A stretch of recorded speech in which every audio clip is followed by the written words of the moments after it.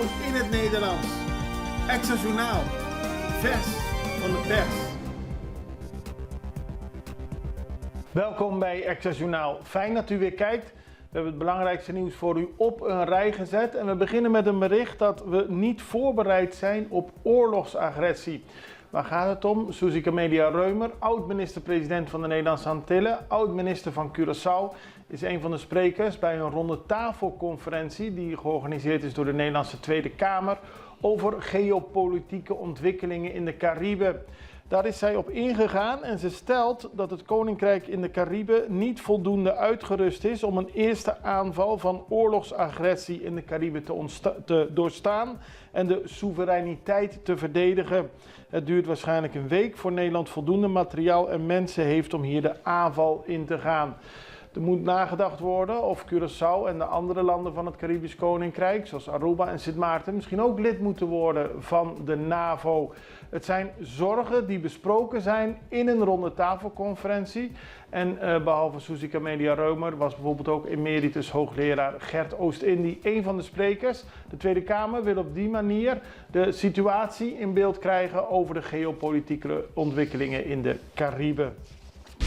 Dan zorgen over de dengue-verspreiding. Die zorgen zijn al vaker geuit, maar gisteren weer door het ministerie van Volksgezondheid. Die heeft aangegeven dat er 2 mensen momenteel met dengue in het ziekenhuis liggen. Zoals bekend is in de afgelopen paar weken zijn er 3 mensen omgekomen. Zorgwekkend is dat van de mensen die totaal tot nu toe in het ziekenhuis hebben gelegen met dengue, een groot deel jonger is dan 20. De 3 personen die zijn overleden zijn tussen de 20 en de 40, dus relatief jonge mensen. En daarom wordt een oproep gedaan aan de hele bevolking om te zorgen dat de mug die dengue, maar ook chikungunya en Zika verspreidt, geen broedplaatsen kan krijgen. Daar moet iedereen samen een bijdrage aan leveren, aldus het ministerie. Dode persoon in auto. De politie heeft gisteren aan het eind van de middag een melding gekregen dat er een lichaam was aangetroffen in een auto. Die stond geparkeerd voor een huis in Suax.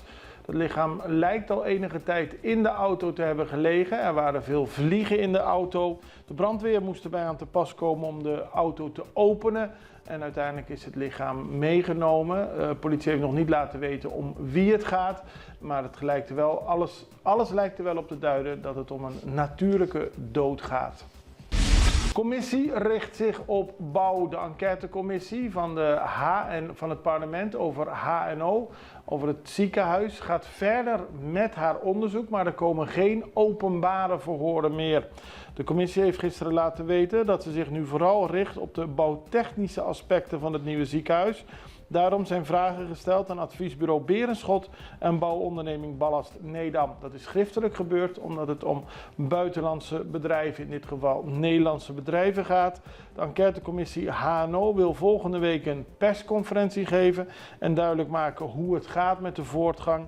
En de bedoeling is dat over 4 tot 6 weken de enquêtecommissie een eindrapport aanbiedt aan het parlement van Curaçao. Dan rechter roept Cru terug. Het gaat om 3 personen. Ze worden wel klokkenluiders genoemd. Die als werknemer van Cru bepaalde zaken aan de orde hebben gesteld. Onder meer dat er lucratieve contracten werden uitgedeeld. Dat er geen openbare aanbestedingen waren voor bedrijven die voor Cru werkten. Het gaat vooral om makelaars en ondernemers. Volgens de 3 ging er dus heel veel mis bij Cru. Nou, toen ze dat aan de orde stelden, zijn ze ontslagen. Daarop zijn ze naar de rechter gegaan en die heeft gisteren bepaald dat er geen enkele reden was om de 3 te ontslaan. Ze moeten volledig vergoed worden voor alle perioden dat ze geen salaris hebben gekregen. Wat er verder met hen moet gebeuren, of ze weer aan de slag gaan bij Cru, of dat Cru ervoor moet zorgen dat ze hun salaris blijven houden. Dat moet nu onderzocht worden, maar het ontslag is niet terecht, aldus de rechter. MAN eist duidelijkheid over vrijstelling. De partij MAN wil dat er eerst antwoord komt over vragen die al vorig jaar zijn gesteld aan de minister van Financiën, Javier Solvania. Die heeft namelijk een vrijstelling ingevoerd voor bepaalde belasting. En dat zou de staatskas 3 miljard schelen, aldus de MAN. En die wil antwoorden hierop. De rapporten van SOAB over een andere zaak, namelijk de ontvanger die voorschotten zou hebben gegeven. En daarmee zouden misschien 5 miljoen onterecht zijn uitgegeven. Dat moet ook beantwoord worden, maar de man zegt we kunnen niet naar dat onderwerp gaan zonder eerst antwoorden te krijgen over de vrijstelling ter waarde van 3 miljard. Dus daarom hebben ze een brief geschreven aan de statenvoorzitter dat hij ervoor moet zorgen dat er antwoord komt op hun vragen. En dan partij MAS breekt met lid na dierenmishandeling. Dat is een zaak in Aruba. Heeft heel veel stof doen opwaaien. Het gaat om Alberto Groeneveld. Die is lid van de partij MAS en stond op de politieke lijst in 2021. Hij is per direct uit de partij gezet nadat duidelijk was dat hij een hond ernstig heeft mishandeld. Het dier is uiteindelijk overleden. Het werd ernstig verwaarloosd. En toen de partijleiding dat te horen kreeg, hebben ze meteen Groeneveld weggestuurd. Hij heeft ook zijn ontslag geaccepteerd. De zaak heeft volgens Media op Aruba een hele discussie op gang gebracht over dierenrechten en de noodzaak van strengere wetgeving. De minister Ursel Arends heeft gezegd dat de dood van het beest niet vergeefs mag zijn en dat er meer aandacht moet komen voor dierenwelzijn op Aruba. We gaan even over naar een break. We zijn zo bij u terug met meer nieuws.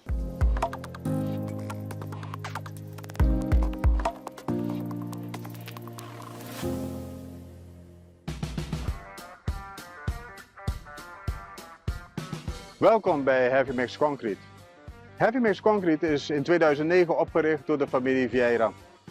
Toen de tijd bestond de vloot uit 4 betonmixers, 1 pomptruck en een hele simpele betonplant. Maar kijk nu wat het is geworden.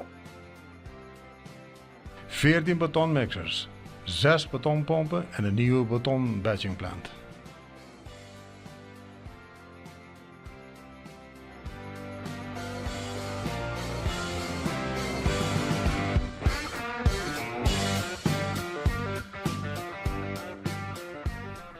Bij onze nieuwe batchingplant vindt de menging plaats in de mixer van de betoncentrale en niet in de truckmixer.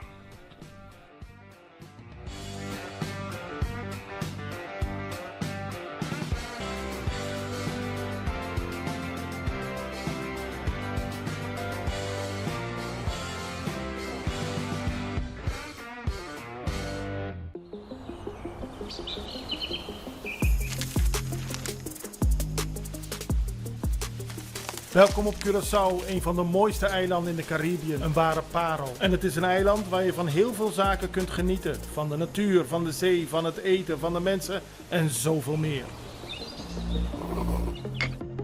Curaçao is een eiland waar heel veel gebeurt op het gebied van politiek, cultuur, sport en zoveel meer.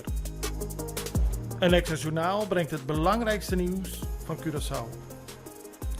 Maar we hebben ook aandacht voor al het nieuws op Bonaire en Aruba en op de bovenwinden, Saba, Sint Maarten en Sint Eustatius. En we belichten al het nieuws van alle kanten. Het nieuws is duidelijk, actueel en vers van de pers. Extra Journaal, elke werkdag op Salto. Op Curaçao zijn we de hele dag bezig met het maken van Extra Journaal. Volg ons op je favoriete Amsterdamse zender, Tauro.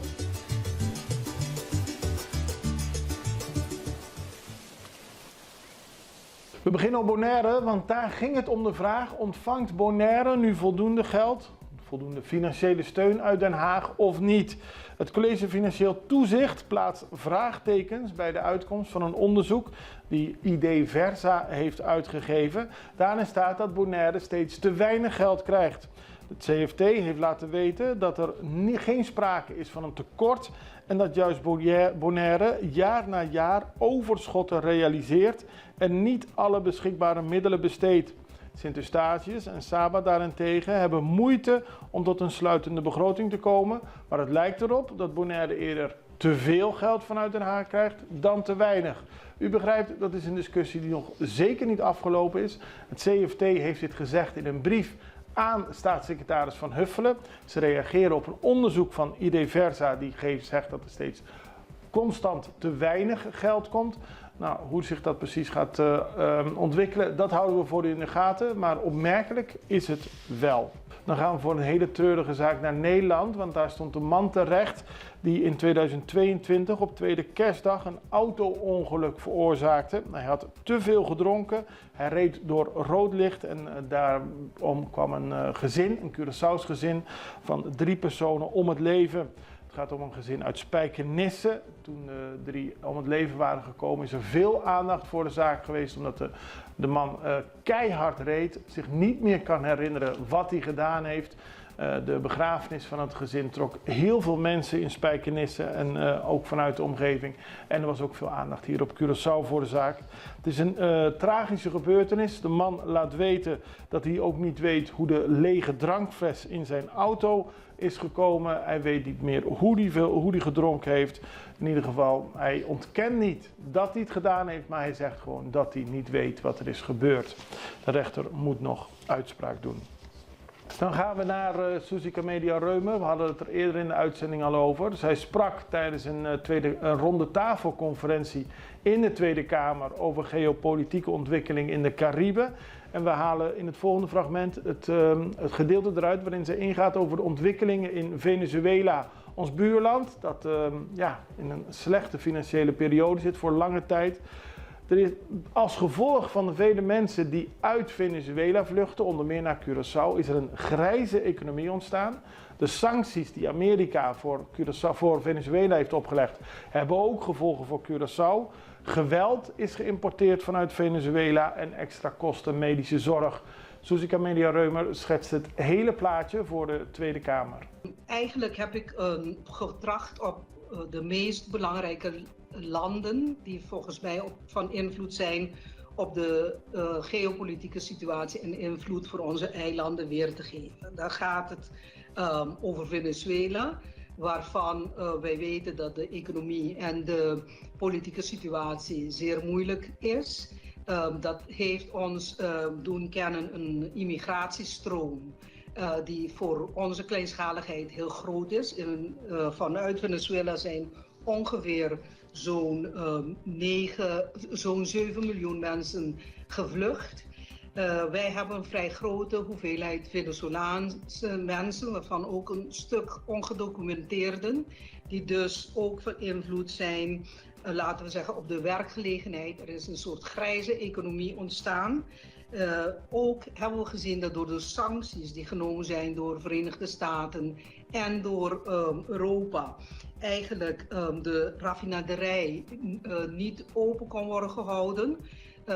Want PDVSA was altijd een fallback positie. Het scheelt ongeveer 459 miljoen per jaar aan inkomen. En de inkomsten bedroeg ongeveer 8% van het bruto nationaal product van Curaçao. Daarnaast directe werkgelegenheid aan zo'n 1000 werknemers op de raffinaderij, zo'n 600 aan mensen die lokaal werken. Dus we zien dat het een grote impact heeft gehad, ook op de criminaliteit. In mijn inleidende opmerking heb ik gezegd dat het niet helemaal goed te scheiden valt, geopolitieke invloed van de criminaliteit. Je ziet mensenhandel, voornamelijk vrouwenhandel, die in de prostitutie, gedeelte belandt in de prostitutie. Wapenhandel is geconstateerd met zware geautomatiseerde wapens die gebruikt worden door benden. Afpersingen, bekend zijn gevallen waarvan vanuit Venezolaanse bodem Venezolanen hier afgeperst worden om geld te betalen die ze niet hebben. En dus lokt het meer overvallen uit. De humanitaire hulp die wij moeten bieden volgens de verdragen is zeer moeilijk aan te voldoen. Wij hebben soortgelijke problemen als u kent in Ter Apel. En wij hebben eigenlijk ook extra kosten van medische zorg. Buitenlandse inmenging van Venezuela is niet zonder meer te constateren of te denken dat het er niet is. Het is niet duidelijk. Er is een gedeelte van de bevolking die eigenlijk erg pro-Venezuela is. Hoe ver ze zijn beïnvloed is niet helemaal duidelijk vanwege de staat. En dan gaan we nog even verder met Venezuela, want daar is een opmerkelijk wetsvoorstel goedgekeurd. Het is een wetsvoorstel tegen fascisme. Dat is een term die overheidsfunctionarissen vaak gebruiken om te verwijzen naar oppositieleden. Gevangenisstraffen tot 12 jaar en hoge boetes zijn nu mogelijk voor mensen die zich fascistisch uiten. Dat is door het parlement in Venezuela goedgekeurd. De wet bestaat uit 30 artikelen die tot doel hebben de middelen en mechanismen vast te stellen om het vreedzame samenleven en de openbare rust te behouden. De Venezolaanse samenleving moet worden beschermd tegen het ontstaan van enige vorm van fascistische, neofascistische of soortgelijke aard. Oppositie is bang dat dit dus gebruikt wordt om hen de mond te snoeren. Het is goedgekeurd door het parlement en het is een uitgebreid wetsvoorstel. Daarmee zijn we aan het einde gekomen van deze aflevering van Access Journaal. We zijn er morgen weer met weer heel veel nieuws en ik hoop dat u er dan ook bent. Tot ziens, het allerbeste. Dag.